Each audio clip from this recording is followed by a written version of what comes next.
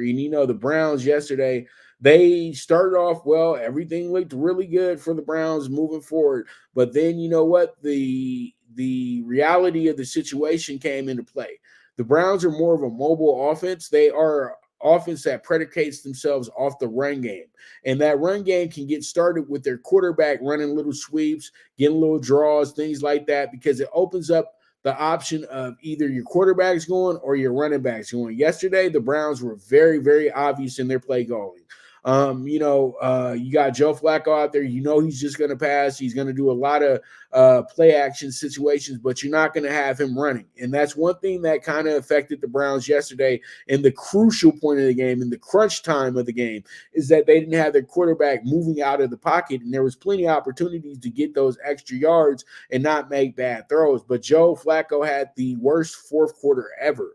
And it just was just bad. He threw an interception, he got sacked twice, and he provided a safety. But other than that, he was absolutely just on point. And the Browns, pretty much the point of the game that ended it for the Browns was missing that extra point and going down and being down 19-20. They needed to score right there because they needed to have that momentum, that idea that, we're here, we've tied the game. Now let's go ahead and win the game. With that, they got the opportunity to get the ball back. They got the ball back.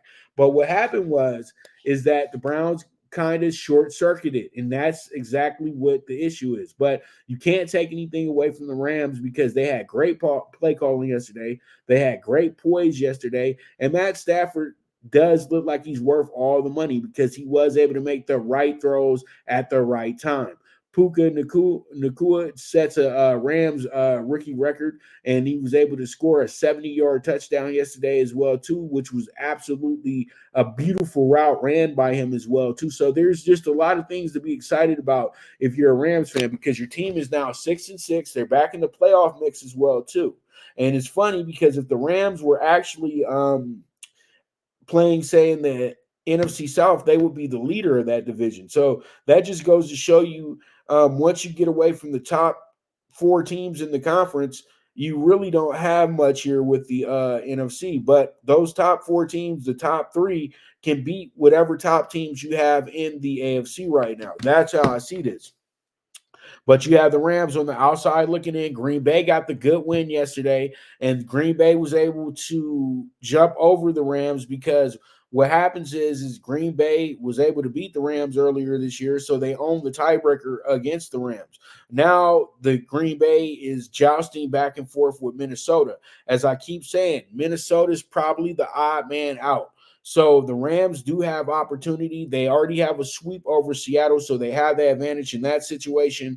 And then you have Tampa Bay and New Orleans, who really have to win their division to actually make the playoffs. So this race is going to be between, in reality, for these last two spots, is going to be Minnesota, Green Bay, the Rams, and Seattle. All these teams, they all are division opponents to each other.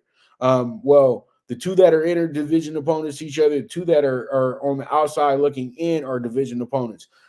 Seattle and the Rams have already played their games. The Packers and Minnesota will play on New Year's Eve in Minnesota. So that should be good. And that game is going to wind up being a national game as well, too. The game will be on NBC, so that game will mean a whole lot. But the Rams already know. I'm looking at their schedule right now, and the Rams schedule says to me that they can make the playoffs right now. They got Baltimore coming up next week, but that's going to be in Baltimore. That's going to be a tough game, but a lot of people are probably going to overlook the Rams to the point to where it's going to make the Rams more favorable against a vulnerable Ravens team. So we have Washington, who's actually just sucking wind to try to end the season. A 50-50 game with the New Orleans. These will be your final home games of the season for the Rams.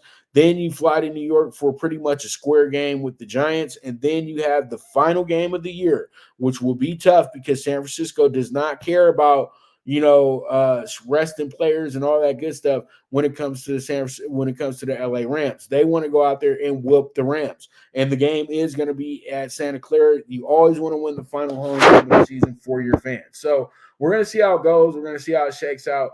But the Rams are on the right path right now. This team has won 3 in a row. They find themselves 6-6, back in the mix. A lot of people had discounted the Rams, had the Rams out of this thing. But you know what? It took two good divisional wins and then a really big win over a very good opponent in the Browns. So this team is moving in the right direction. And with that, we're going to go ahead and take our first break of the show. And when I get back, we're going to jump into the CFP Final Four reaction. We're also going to get into the in-season tournament knockout rounds. We're going to review both of those games. And then we're going to talk about Ryan Garcia's latest victory, winning in the 8th round in Houston on Saturday night. Where does he go from here? So you guys stay tuned to the Premier Sports Betting Show, the Primetime Angles with the one and only Pop DiBiase, the Primetime Capper. And I'll be right back at you.